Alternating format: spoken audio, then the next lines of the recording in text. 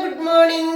സിന്ധുമാ വ്ലോഗ്സിന്റെ ഒരു അടിപൊളി വീഡിയോയിലോട്ട് എല്ലാവർക്കും സ്വാഗതം. രാവിലെ അമ്പലത്തിലൊക്കെ പോയിട്ട് വന്ന് എല്ലാം ഇരിക്കുമായിരിക്കും. ഇത് പിറ്റേ ദിവസമാണ് കേട്ടോ ഈ വീഡിയോ വരുന്നത്. എങ്കിലും ഞാനങ്ങ് പറയണേ, എല്ലാവർക്കും ലോകമെമ്പാടുമുള്ള എല്ലാവർക്കും പുതുവത്സരാശംസകൾ കേട്ടോ. അപ്പം ഇന്ന് എനിക്കെന്ന് വെച്ച് കഴിഞ്ഞാൽ ഇന്ന് ഒത്തിരി സന്തോഷമുള്ള ഒരു ദിവസമാണ് കേട്ടോ. ഇന്നലെ ചേട്ടായി വന്നപ്പോൾ ഒരു ഭയങ്കര സന്തോഷം, ഒരു പോസിറ്റീവ് എനർജിയും ഒക്കെ കിട്ടിയ ദിവസമാണ് കേട്ടോ. കാരണം മറ്റൊന്നുമല്ല, നമ്മൾക്ക് ഒത്തിരി പേർ ആഗ്രഹിക്കുന്ന അല്ലെങ്കിൽ ഒത്തിരി പേർക്ക് നേടിയെടുക്കാൻ പറ്റാത്ത ഒരു വലിയ കാര്യം എനിക്കും അതോടൊപ്പം തന്നെ ചേട്ടായിക്ക് നേടിയെടുക്കാൻ പറ്റിയിട്ടുണ്ട്. അതിൻ്റെ കാര്യങ്ങളിലോട്ടൊക്കെ നമുക്ക് വരാം. എന്നാണെന്നൊക്കെ ഉള്ളത് ഞാൻ നിങ്ങളോട് ഷെയർ ചെയ്യാം. നിങ്ങളുമായിട്ട് ഷെയർ ചെയ്യാത്ത ഒരു കാര്യം എൻ്റെ ജീവിതത്തിലില്ല. അപ്പൊ ഇന്നത്തെ ഒരു നല്ല ദിവസം ആയിക്കോട്ടെ. ഇന്ന് നമുക്ക് എന്താ പറയുന്നത്, ചിരിയെ കുറിച്ച് പറഞ്ഞുകൊണ്ട് നമുക്ക് തുടങ്ങാം അല്ലേ. അപ്പം നല്ലൊരു ക്വാളിറ്റിയാണ് മനുഷ്യരുടെ ചിരി, ഒരു പുഞ്ചിരി. ഇപ്പൊ നമ്മള് രാവിലെ ഞാൻ അമ്പലത്തിൽ പോയി, നമ്മളൊരു 10 പേരെ സ്നേഹത്തോടെ ഒന്ന് ചിരിച്ചു കാണിക്കുമ്പോണ്ടല്ലോ അവരുടെ ഉള്ളിലൊക്കെ ഭയങ്കര ഒരു സന്തോഷം കിട്ടും അല്ലേ. നമ്മളൊരു കൈനീട്ടം കൊടുക്കുന്ന ഒരു സംഭവമാണെങ്കിൽ നമ്മൾ നല്ലൊരു പുഞ്ചിരി കൊടുത്താല് എല്ലാവർക്കും ഒരു സന്തോഷമുണ്ട്. ആ സമയത്ത് നമ്മൾ നേരെ തിരിച്ച് നമ്മൾ ഒരാളെ ചിരിച്ചു കാണിച്ചാൽ അവർ ചിരിച്ച് കാണിക്കാതെ പോകുമ്പോൾ നമുക്ക് പിന്നെ അത് ഒരു ഭയങ്കര ടെൻഷനും സങ്കടവും വിഷമമൊക്കെ അല്ലേ. അപ്പം പുഞ്ചിരി എന്ന് പറഞ്ഞാല് ഏത് ദേശക്കാരനോടും ഏത് വേഷക്കാരനോടും അനായാസം സംസാരിക്കാൻ പറ്റുന്ന ഒരു ഭാഷയാണ് കേട്ടോ പുഞ്ചിരി.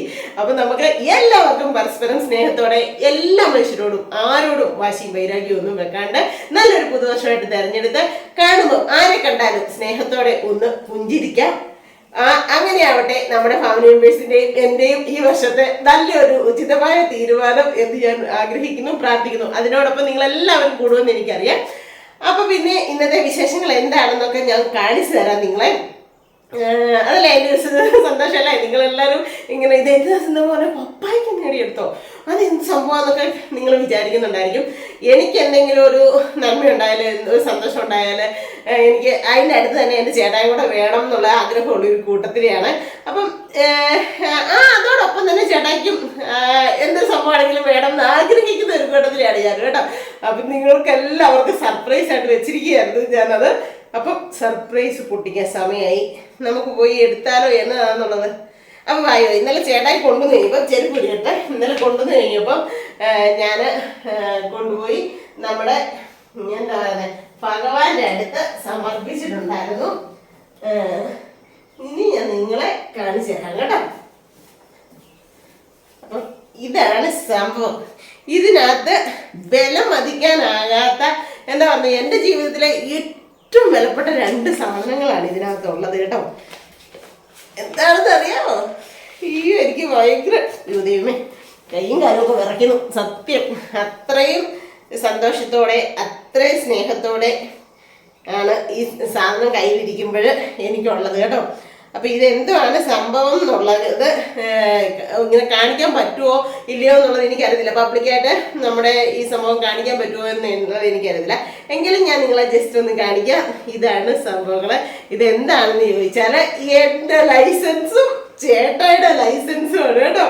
അപ്പം ഇതിനെ കുറ്റി പറയാനാണെങ്കിൽ കുറേ കഥകളുണ്ട്. ഇത് നേടിയെടുക്കാൻ പറ്റിയ കാര്യങ്ങൾ കുറേ അധികം ത്യാഗവും ബുദ്ധിമുട്ടും ഒക്കെ സഹിച്ചാണ് ഈ സംഭവം ഞാൻ നേടിയെടുത്തിരിക്കുന്നത്. ഭയങ്കര സന്തോഷമാണ് കേട്ടോ. ഒരു നിമിഷം ആലോചിച്ചാൽ ഭയങ്കര അഭിമാനം എനിക്ക് എന്നോട് തന്നെ തോന്നും. സത്യം ഭയങ്കര അഭിമാനം. കാരണം ഒരു സൈക്കിൾ പോലും ചവിട്ടിയിട്ടില്ലാത്ത ഞാൻ ഈ ഒരു ലെവലില് ഇത് 4 വീലറിന്റെയും 2 വീലറിന്റെയും കൂടെ ചേർന്നുള്ള ലൈസൻസ് ആണ് കേട്ടോ. അപ്പം ചേട്ടാക്ക് വർഷങ്ങൾക്ക് മുമ്പ് ലൈസൻസ് ഉണ്ടായിരുന്ന ഒരു വ്യക്തിയാണ്. അത് നഷ്ടപ്പെട്ടു പോയിട്ടുണ്ടായിരുന്നു. അതിനെക്കുറിച്ചൊക്കെ ഞാൻ പറയാം. അപ്പൊ നിങ്ങൾക്കൊക്കെ ഒത്തിരി സന്തോഷമായില്ലേ? അപ്പൊ ഇനി ഞാൻ ഇരുന്നിട്ട് സംസാരിക്കാം കേട്ടോ. ഇതിനെക്കുറിച്ചുള്ള കാര്യങ്ങളും ഒക്കെ പറയാം. എൻ്റെ ഭഗവാനെ ഒരാപത്തും വരുത്താണ്ട് നമ്മൾ 2 വീലർ ആയിക്കോട്ടെ 4 വീലർ ആയിക്കോട്ടെ നമുക്ക് ഓടിക്കാനായിട്ട് ഭഗവാൻ ഒരു അനുഗ്രഹം, മാതാവ് ഒരു അനുഗ്രഹം നമുക്ക് തന്നപ്പോൾ ഒരാപത്തിനടുത്തും നമ്മുടെ ജീവനും വേറൊരു കുഞ്ഞു ചെറു ജീവിക്ക് പോലും നമ്മുടെ കയ്യാലോ നമ്മുടെ വാഹനത്താലോ പറ്റാൻ ഇടവരുതാതിരിക്കട്ടെ എന്ന് ആദ്യമേ തമ്പുരാനോട് പ്രാർത്ഥിക്കുന്നു, നന്ദി പറയുന്നു. അപ്പം നിങ്ങളുടെ എല്ലാവരുടെയും ഒരു പ്രാർത്ഥനയും അനുഗ്രഹവും പിന്നെ നിങ്ങളുടെയൊക്കെ ഓരോരുത്തരുടെയും എന്നാ പറയുക എനിക്കുള്ള ഓരോ സമാധാനത്തിലുള്ള ഓരോ വാക്കുകളും ഒക്കെയാണ് കേട്ടോ ഇന്ന് എനിക്ക് ഈ ഒരു നിലയിൽ ഇവിടെ വരെ വന്നെത്താനായിട്ട് പറ്റിയിട്ടുണ്ടെങ്കിൽ കേട്ടോ. അപ്പം നിങ്ങളോട് ഓരോരുത്തരോടും അതേപോലെ എൻ്റെ ഈ ഫാമിലി മെമ്പേഴ്സായ ഇത്രയും എൻ്റെ ആൾക്കാരോട് ഞാൻ നന്ദി പറയുന്നു. അപ്പൊ ഇന്ന് രാവിലെ ഈ 1-ാം തീയതി രാവിലെ നിങ്ങളുടെ മുമ്പിൽ ഞാൻ ഇരിക്കുന്നത് ഭയങ്കര പ്രൗഡോട് കൂടിയാണ് കേട്ടോ. ഭയങ്കര പ്രൗഡോട് കൂടി തന്നെയാണ്, സന്തോഷത്തോടെ തന്നെയാണ് നിങ്ങളുടെ മുമ്പിൽ ഇരിക്കുന്നത് കേട്ടോ. അപ്പം ഞാൻ പറഞ്ഞില്ലായിരുന്നോ ചേട്ടായുടെ ലൈസൻസ് പോയി. ചേട്ടായി വർഷങ്ങൾക്ക് മുമ്പേ ആലപ്പുഴയിലാണ് കേട്ടോ. ചേട്ടാ അനിയൻ്റെ ഒക്കെ അവിടെ ഇല്ലേ, അവിടെയാണ് ചേട്ടായി ഡ്രൈവിംഗ് പഠിച്ചത്. ലൈസൻസും കിട്ടിയായിരുന്നു. അതിനുശേഷം എന്നാ പറ്റിയെന്നറിയോ, പുതുക്കണ്ടി സമയമായപ്പോൾ ചേട്ടായി നമ്മുടെ ഉപ്പേറെ തന്നെ കൊണ്ട് ഒരു ഡ്രൈവിങ്ങിൻ്റെ ഏജൻസിയിൽ പുതുക്കാനായിട്ട് കൊടുത്തു.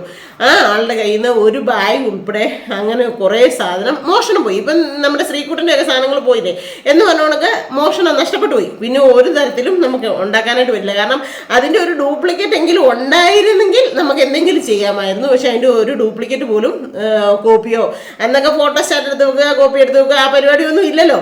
അപ്പോൾ ഒന്നും ഉണ്ടായിരുന്നില്ല. നമ്പർ മാത്രം, ലൈസൻസ് നമ്പർ മാത്രം ചേട്ടായിക്ക് അറിയായിരുന്നു.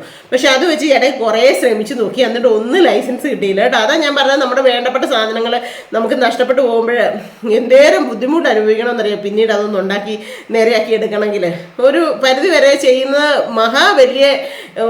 ഭയങ്കര വലിയ പാവമാണ് കേട്ടോ അങ്ങനെയൊക്കെ ചെയ്യുന്നത്. അപ്പോൾ എന്തായാലും ചേട്ടായിക്ക് ലൈസൻസ് അങ്ങനെ നഷ്ടപ്പെട്ടു പോയി, ഇല്ലാണ്ടായി. പിന്നെ ഞങ്ങൾ ഒത്തിരി ശ്രമിച്ചൊക്കെ നോക്കി. അത് കഴിഞ്ഞ് ഞാൻ ഈ ഡ്രൈവിങ് പഠിക്കാനായിട്ട് ഡ്രൈവിംഗ് സ്കൂളിൽ ചെന്ന് ചോദിച്ച് ഞാൻ ചേർന്ന് ഒരാഴ്ചയൊക്കെ കഴിഞ്ഞപ്പം അവരുമായിട്ട് നല്ല, അല്ലെങ്കിലും പണ്ട് പോലെ അവർ ചേട്ടയുടെ ഫ്രണ്ടാണ്, കണക്ഷനൊക്കെ കൂട്ടൊക്കെ ഉള്ളതാണ് കേട്ടോ അവർ, ചേച്ചിയും ചേട്ടനുമായിട്ട് അവിടുത്തെ നമ്മുടെ ഡ്രൈവിംഗ് സ്കൂളിലെ.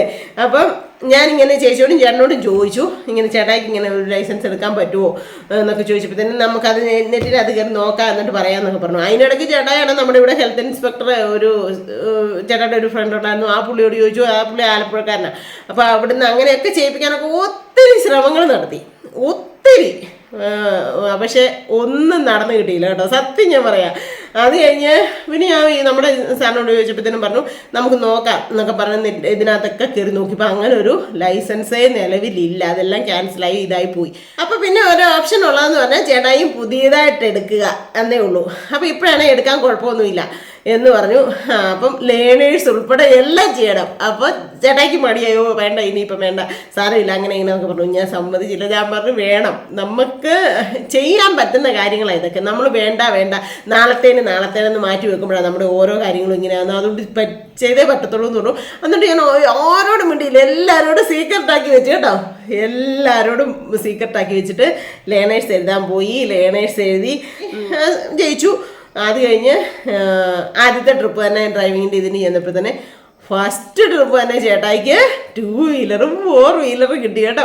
അപ്പം ഭയങ്കര അഭിമാനം തോന്നി, ഭയങ്കര സന്തോഷം തോന്നി. പക്ഷെ ഞാൻ അങ്ങോട്ടൊന്നുമല്ല, ഞാൻ തോറ്റാണ് പഠിച്ചത് കേട്ടോ. ഞാൻ വലിയ എന്താ പറയുന്നത്, എനിക്കത് ആകാൻ പറ്റൂ, ഇതാകാൻ പറ്റൂ എന്നൊക്കെ നമുക്ക് എന്തെങ്കിലുമൊക്കെ ചെയ്യുന്നതിന് മുമ്പേ അല്ല എന്തെങ്കിലുമൊക്കെ ആകുന്നതിന് മുമ്പേ നമുക്ക് ഇങ്ങനെ അഹങ്കാരത്തോടെ പറയാം ഞങ്ങൾ ആനയാണ് ചേനയാണെന്നൊക്കെ. പക്ഷെ ഒന്നും അല്ലതേ, നമുക്ക് നേടിയെടുത്തിട്ട് നമ്മളിങ്ങനെ വന്നിട്ട് പറയുന്നതിനകത്താണ് ഒന്നുകൂടി ഒരു ക്രെഡിറ്റ് എന്നാണ് എനിക്ക് തോന്നുന്നത്. അതുകൊണ്ട് പഠിക്കാൻ പോയപ്പോഴൊക്കെ ഞാൻ കിട്ടുമോ എങ്ങനെയാണ് എന്താണെന്നൊന്നും അറിയാഞ്ഞുകൊണ്ടാണ് ഞാൻ ഇത്രയും നിങ്ങളോട് ഉറപ്പങ്ങ് പറയാണ്ടിരുന്നത് കേട്ടോ.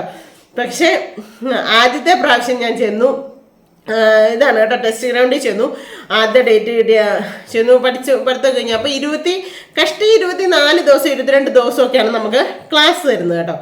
എന്നിട്ട് നന്നായിട്ട് ക്ലാസ് വരും. നല്ല നമ്മുടെ എന്നാ പറയുന്നത്, നമ്മുടെ ഒരു വീട്ടിലെ അംഗങ്ങളെ പോണക്കാണ് നമ്മുടെ ഡ്രൈവിംഗ് സ്കൂളിലെ ചേച്ചി ആയിക്കോട്ടെ, പിന്നെ അവിടുത്തെ ആശാനായിക്കോട്ടെ. ആശാനെയൊക്കെ ചേട്ടാന്നും സാറേന്നും ലാലിസൻ ചേട്ടാന്നും അങ്ങനെയൊക്കെ വിളിക്കും കേട്ടോ. എന്താണെന്ന് വെച്ചാൽ നമ്മൾ നേരത്തെ മുതൽ കൂട്ടുള്ളവരായിരുന്നു. ചെന്ന് എൻ്റെ കാര്യമാണേ എടുക്കാനായിട്ട് തുടങ്ങി.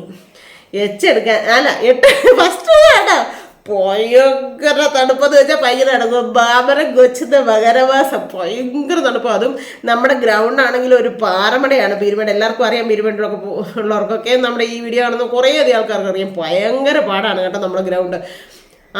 ആദ്യത്തെ പ്രാവശ്യം പോയി. അന്ന് ഒരു പോലീസ് ഉദ്യോഗസ്ഥനെ ഉള്ളൂ നോക്കാനായിട്ട്, ഗ്രൗണ്ടിൽ ഇറങ്ങി നോക്കാൻ. അല്ലാണ്ട് ആർട്ടിഒയും വേറെ 2-3 സാധനന്മാരും അപ്പുറത്ത് ഇരിപ്പുണ്ട്. ക്യാമറയൊക്കെ ഓണാക്കി എല്ലാം സെറ്റാക്കി ഞാൻ ഇവിടെ നിന്ന് നല്ല പക്കയായിട്ട് എച്ചെടുത്തപ്പോഴൊക്കെ ആശാൻ പറഞ്ഞു, കൊച്ചു പിള്ളേരോട് പറഞ്ഞു, അങ്ങോട്ട് നോക്ക്, നിങ്ങളെ കാട്ടി പ്രായമുള്ളത്, എന്നിട്ട് നോക്കി പടപടാന്ന് എടുക്കുന്നുണ്ടോ എന്നൊക്കെ ചോദിച്ചു എന്നെ ഇതായിട്ട് പറഞ്ഞു. പിന്നെ നമ്മുടെ സിന്ധുവിൻ്റെ ചേച്ചിയുടെ മോനുണ്ടായിരുന്നു, ബിന്ദുവിൻ്റെ കൊച്ചുണ്ടായിരുന്നു പൂപ്പി. അവൻ പറഞ്ഞു, സിന്ധു എന്നെ പെട്ടെന്ന് എടുക്കുന്നേ. അങ്ങനെ അങ്ങനെ എനിക്ക് ഇവിടുന്ന് നല്ല ഇതാ കിട്ടി ഈ ഗ്രൗണ്ടിൽ നിന്ന്, നമ്മുടെ ഉപ്പേറ ഗ്രൗണ്ടിൽ നിന്ന്. എന്നിട്ട് അവിടെ ചെന്നിട്ട് ഫസ്റ്റ് ഒരു 3-4 പ്രാവശ്യം പ്രാക്ടീസ് വരും കേട്ടോ, ഗ്രൗണ്ടിൽ ചെന്നിട്ടാണേലും. അപ്പോൾ ഒരു 3-4 പ്രാവശ്യം തന്നപ്പോഴും ഞാൻ എച്ച് കറക്റ്റായിട്ട് എടുത്തു, ഒരു പ്രാവശ്യം പോലും തെറ്റിച്ചില്ല. അപ്പോൾ ആശാനൊക്കെ ഉറപ്പായി ഞാൻ ജയിക്കും, ഓക്കെയാണ്. അത് കഴിഞ്ഞിട്ട് എന്നാ പറ്റിയെന്നറിയോ, 8 എടുക്കാനായിട്ട് കയറി. ഫസ്റ്റ് 8 എടുക്കാനായിരുന്നു. 8 എടുക്കാൻ കയറി, നടുക്ക് പോലും ചെന്നില്ല. അതിന് മുമ്പേ ഞാൻ കാലുകുത്തി ഫെയിലായി. അപ്പം തന്നെ നമുക്കൊരു വിഷമമായി. പിന്നെ സാരമില്ല, ഇനി അടുത്തത് വെച്ച് നോക്കാം എന്നുള്ള കണ്ടീഷനായി. എന്നിട്ട് ആശം പറഞ്ഞു സാരമില്ല, 8 പോയത് കുഴപ്പമില്ല, അടുത്ത പ്രാവശ്യം എടുക്കാം, അതൊന്നും ഓർത്ത് വിഷമിക്കണ്ട, എച്ച് കറക്റ്റായിട്ട് എടുത്താൽ മതി എന്ന് പറഞ്ഞു. എൻ്റെ കൂടെ കുറേ കുട്ടിപ്പട്ടാളങ്ങളുണ്ടായിരുന്നു കേട്ടോ. അതിനകത്തൊക്കെ ഏജ് കൂടിയത് ഞാനും വേറെ ഒരു 3-4 ചേട്ടന്മാരും ഉള്ളായിരുന്നു. സ്ത്രീകളിൽ ഞാനായിരുന്നു കേട്ടോ, ഞങ്ങളുടെ ഒരു ഗ്യാങ്ങിനകത്ത് പ്രായം കൂടുതൽ. എന്നിട്ട് ഈ പിള്ളേരെല്ലാവരും എന്നെ സപ്പോർട്ട് ചെയ്തു. സാരമില്ല സിന്ധു ചേച്ചി, സാരമില്ല സിന്ധു ചേച്ചി എന്ന് പറഞ്ഞിട്ട്. എന്നിട്ട് എച്ചെടുക്കാനായിട്ട് അടുത്ത എൻ്റെ അത് കുറേ പേർ കഴിഞ്ഞപ്പോൾ എനിക്ക് ഊഴം കിട്ടി. ഞാൻ എച്ചെടുക്കും കേട്ടോ. എച്ചെടുത്ത് പുറത്ത് കൊണ്ടുവന്ന് ഇറക്കിയ വ്യക്തിയാണ് ഞാൻ. ഫസ്റ്റ് ആദ്യത്തെ ദിവസം എച്ചെടുത്ത് പുറത്ത് കൊണ്ടുവന്ന് കഴിഞ്ഞപ്പോഴത്തേക്കും ഒരു ശകലം, ഒരു സ്വല്പം പൊടിക്ക് ചെരിഞ്ഞ് കിടന്നായിരുന്നു, കമ്പിയോട് ചേർന്നു. എന്നാലും മുട്ടിട്ടൊന്നുമില്ല, ഒരു പൊടിക്ക്. അപ്പോൾ വണ്ടി ഇങ്ങനെ നേരെ കിടക്കേണ്ടത് ഇങ്ങനെ ആയിപ്പോയി. എന്നിട്ട് ഞാൻ വണ്ടി സ്റ്റോപ്പ് ചെയ്ത് കാല് പുറത്തെടുത്ത് വെച്ചു, ഒരു കാല് വണ്ടിയെല്ലാം ഓഫാക്കിയിട്ട്. അപ്പോഴത്തേനും ഇപ്പുറത്തെ സൈഡിൽ നിന്ന് ഒരു നമ്മുടെ സാറോ ഒന്നുമല്ല, ഇപ്പുറത്ത് നിന്ന് വെറുതെ ഇങ്ങനെ കാണാനായിട്ട് വന്നിക്കുമല്ലോ ഓരോ ആൾക്കാരുടെ കൂടെ. അങ്ങനെയുള്ളൊരു ചേട്ടൻ പറഞ്ഞു, അയ്യോ നിർത്തരുത്, ഒന്നുകൂടെ സ്റ്റാർട്ടാക്കി വണ്ടി എടുക്കാം, ഒന്നുകൂടെ സ്റ്റാർട്ടാക്കും, ഒന്നുകൂടെ ഓണാക്കുന്നുള്ളൂ. അപ്പം ഞാൻ എന്നാ ചെയ്തു, കാലെടുത്ത് അകത്ത് വെച്ച്, കാലിയും പുറത്ത് വെച്ച് ഞാനാണ് എടുത്ത് അകത്ത് വെച്ചിട്ട് വണ്ടി ഒന്നുകൂടെ സ്റ്റാർട്ടാക്കി. അപ്പോഴത്തേനും അവർ സാറുമാർ വിസിലൂതി. അപ്പം എൻ്റെ ഭാഗത്താണ് ഫാൾട്ട്. എന്നാന്ന് ചോദിച്ചു കഴിഞ്ഞാൽ വേറൊരാൾ പറയുന്നത് ഞാൻ കേൾക്കാൻ പോട്ടാ, നമ്മുടെ ആശാനല്ല പറഞ്ഞത്. അപ്പോഴത്തേനും തിരിച്ചിറങ്ങി നോക്കണേ, എൻ്റെ ആശാൻ ഓടിച്ചെന്ന് സാറുമാരോട് പറഞ്ഞു, അത് പക്കായിട്ടല്ലേ, ഒരു ശക്കലും അല്ലേ ചെരിഞ്ഞിട്ടുള്ളൂ, അതിലപ്പുറം ചെരിയുന്നവരെ ജയിപ്പിക്കുന്നതല്ലേ. അതേ കൊണ്ടിട്ടതിൻ്റെ ഫാൾട്ട് കൊണ്ടല്ല ഞങ്ങൾ തോപ്പിച്ചത്. ഇവിടെ വരുമ്പം നിങ്ങൾ പറഞ്ഞു കൊടുക്കുന്ന കാര്യമാണ് കേൾക്കേണ്ടത്, നിങ്ങളല്ലേ ഈ ആളുടെ ആശാൻ, അപ്പം പറഞ്ഞു കൊടുക്കുന്നതല്ലേ കേൾക്കേണ്ടത്. അതുകൊണ്ട് പിന്നെ ഫെയിലാന്ന് പറഞ്ഞു, സമ്മതിച്ചില്ല. എന്നിട്ട് നമ്മുടെ ആശാൻ ഒത്തിരി ചോദിച്ചു കേട്ടോ, അന്നേരം ഒന്ന് പറഞ്ഞു ഇല്ല പറ്റത്തില്ലെന്ന് പറഞ്ഞു, ബാക്കിയുള്ള എല്ലാവർക്കും ഇതൊരു മാതൃകയായിക്കോട്ടെ എന്ന് പറഞ്ഞു. അങ്ങനെ ഫസ്റ്റ് തോറ്റ് തുപ്പിയിട്ട് ദാടം കെട്ടി ചമ്മി ദാറി ഇവിടെ വന്നു. എന്നിട്ട് ചേട്ടാ ഇവിടെ വന്നു. പിന്നെ എനിക്കറിയാം ചേട്ടാ നമുക്കൊന്നും അറിയത്തില്ലാത്തതെന്ന് അറിയാമല്ലോ, അതുകൊണ്ട് വലിയ വഴക്കൊന്നും പറയത്തില്ലെന്ന് കരുതി. അങ്ങനെ ഇവിടെ വന്നു. സജീൻ കുമാർ ചേച്ചിയൊക്കെ ഉണ്ട്, പണിതടുത്ത് താഴത്തുകാരുണ്ട്, ഇവരോടൊക്കെ എനിക്ക് ആകെപ്പാടെ നടക്കാനായി. എന്നിട്ട് ഞാൻ പറഞ്ഞു പോയി, എന്നെ ഞാൻ അയച്ചു പോയി, 8 പോയി എന്നൊക്കെ പറഞ്ഞിട്ട് കയറി വന്നു. പിന്നെ അതും കഴിഞ്ഞൊരു പിന്നെ അടുത്ത ഡേറ്റ് കിട്ടുന്നത് പിന്നെ കുറേ ദിവസം കഴിഞ്ഞാൽ. അങ്ങനെ ആ ദിവസവും ഇതേ ഉണക്ക് കിട്ടി. ആ ദിവസം ചെന്നപ്പം 8 കിട്ടി.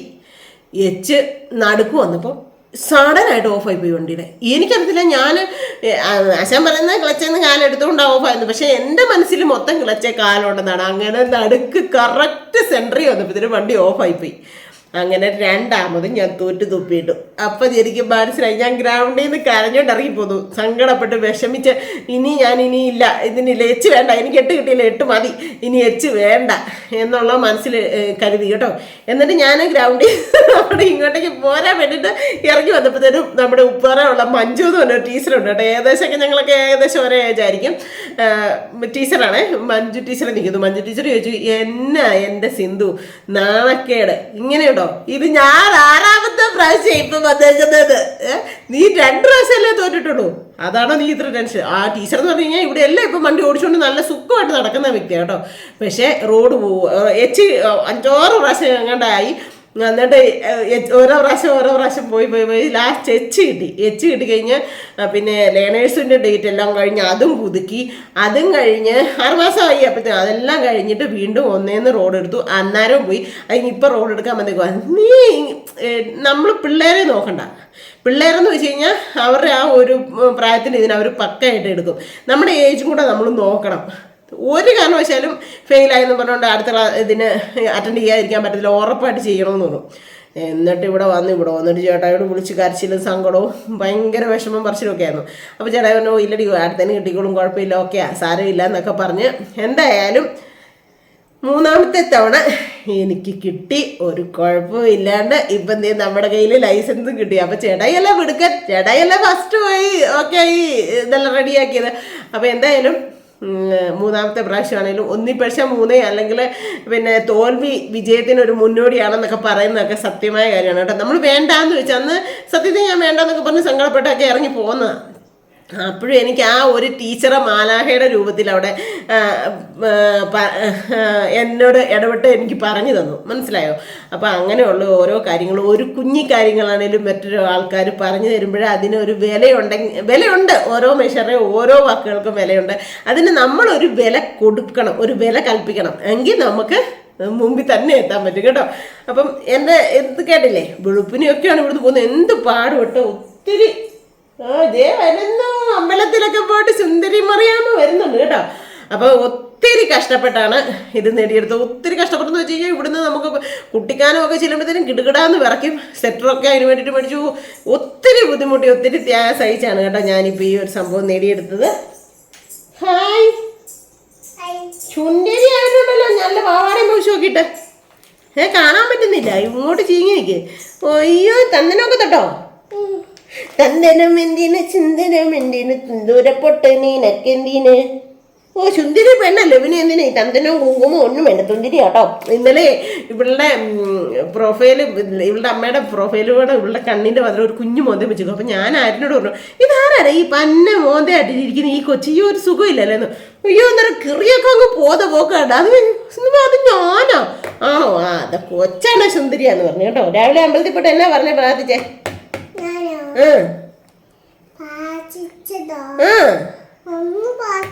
ഓയ്യോ, ഒന്നും പ്രാർത്ഥിച്ചില്ല. പിന്നെ എന്നതിനാ പോയെ? നല്ല കുഞ്ഞായിട്ട് വളർത്തണേ, വീഴിക്കരുത് എൻ്റെ ഭഗവാനെ. എനിക്ക് ടീച്ചർ പറഞ്ഞു തരുന്ന എല്ലാം എൻ്റെ ഈ കുഞ്ഞു ബുദ്ധിയിലും മനസ്സിലോട്ട് കയറണേ.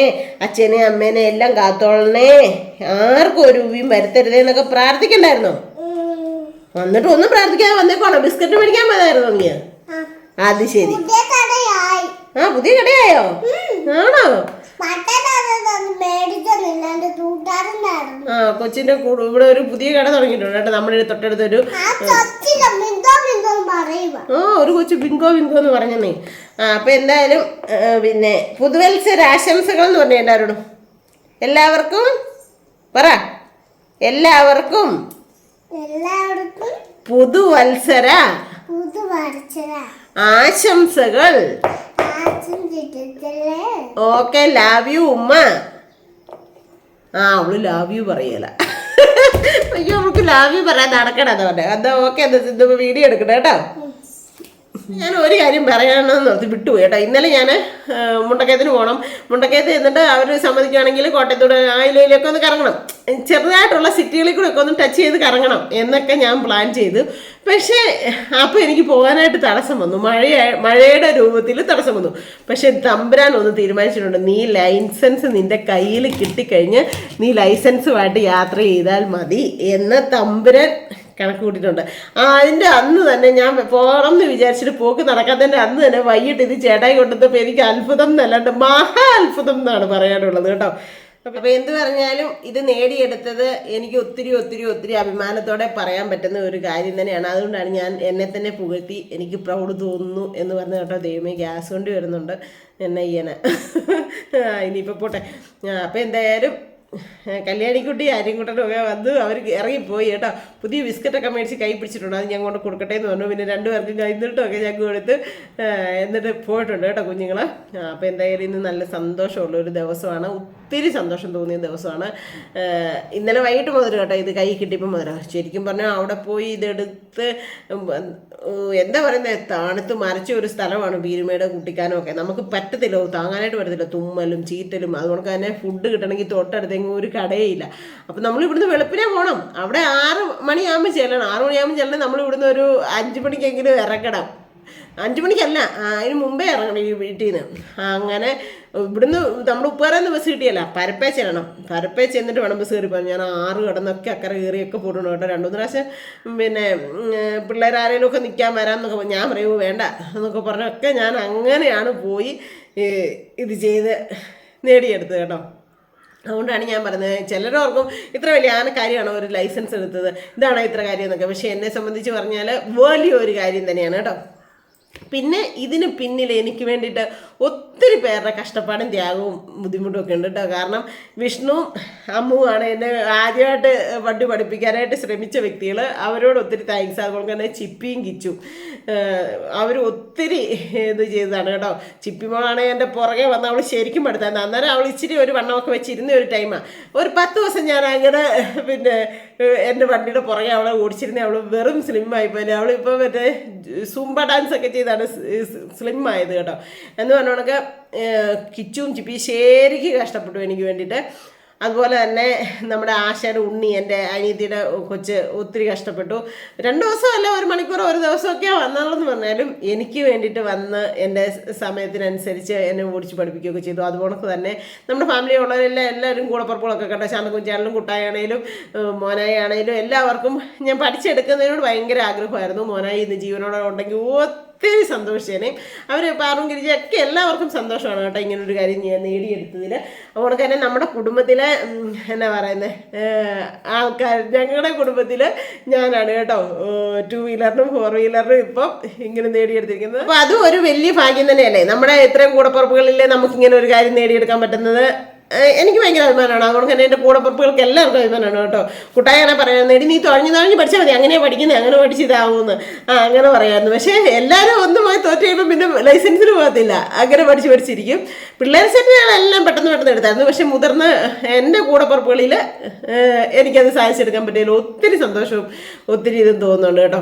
പിന്നെയെന്ന് വെച്ച് കഴിഞ്ഞാൽ അതിനെക്കാട്ടി ഉപരി എനിക്കൊരു കുറച്ച് വ്യക്തികളോട് നന്ദി പറയാനുണ്ട് കേട്ടോ. ഇതിനകത്ത് ഒത്തിരി താങ്ക്സ് പറയാനുണ്ട്. അതിനകത്ത് ലക്ഷ്മി എന്ന് പറഞ്ഞൊരു മോളുണ്ട്, ദേവന എന്ന് പറഞ്ഞൊരു മോളുണ്ട്, അപർണ എന്ന് പറഞ്ഞൊരു മോളുണ്ട്, റോസ് മോളുണ്ട്, പിന്നെ എൻ്റെ റാണി ചേച്ചിയുണ്ട്.